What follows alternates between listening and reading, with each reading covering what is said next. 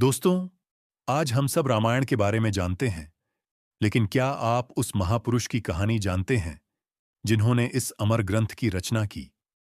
क्या आप जानते हैं कि दुनिया को राम नाम देने वाले महर्षि वाल्मीकि कभी एक खूंखार डाकू हुआ करते थे? आज की कहानी है एक अपराधी के आर्ष बनने की और अधर्म से धर्म की ओर मुद्दने की। प्राचीन काल के घने जंगलों में एक ही नाम की दहशत थी, रत्नाकर। रत्नाकर एक ऐसा डाकू था जो राहगीरों को लूटता था और जरूरत पड़ने पर उनकी जान लेने से भी नहीं हिचकता था। उसका मकसद सिर्फ एक था, अपने परिवार का पेट पालना। उसे लगता था कि वह जो भी कर रहा है अपने अपनों के लिए कर रहा है। तभी एक दिन उस जंगल से वीणा बजाते हुए देवर्षि नारद गुजरे।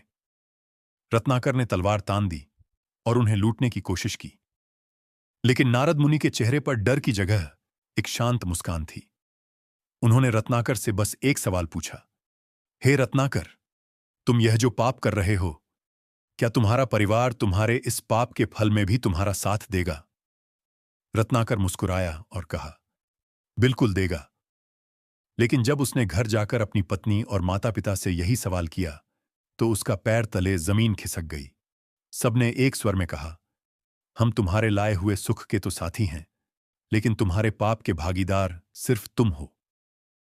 उस दिन रत्नाकर का अहंकार टूट गया। उसे समझ आ गया कि इस दुनिया में इंसान अपने पापों की सजा अकेले ही भुगतता है। रत्नाकर दौड़ते हुए वापस नारद जी के पास पहुंचा और उनके पैरों में गिर पड़ा। नारद जी ने उसे राम नाम जपने की सलाह दी, लेकिन जिसके हाथ खून से रंगे हों, उसके होठों से पवित्र नाम कैसे निकलता? उसने राम की जगह मरा मरा जपना शुरू किया। वह एक पेड्याच के नीचे आंखें बंद करके तपस्या में लीन हो गया। साल बीते, मौसम बदले। तपस्या इतनी घोर थी कि उसके शरीर पर दीमकों ने अपनी बाम्बी बना ली। दीमक की बाम्बी को संस्कृत में वाल्मीकि कहते हैं, और जब वे तपस्या के बाद बाहर निकले तो वे डाकू रत्नाकर नहीं, बल्कि महर्षि वाल्मीकि बन चुके थे।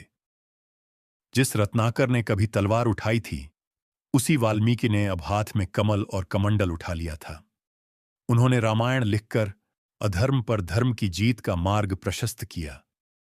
वाल्मीकि जी की यह कथा हमें सिखाती है कि आपका अतीत चाहे कितना भी अंधकारमय क्यों न हो, अगर आप सुधार का रास्ता चुनें, तो आप भी महान बन सकते हैं।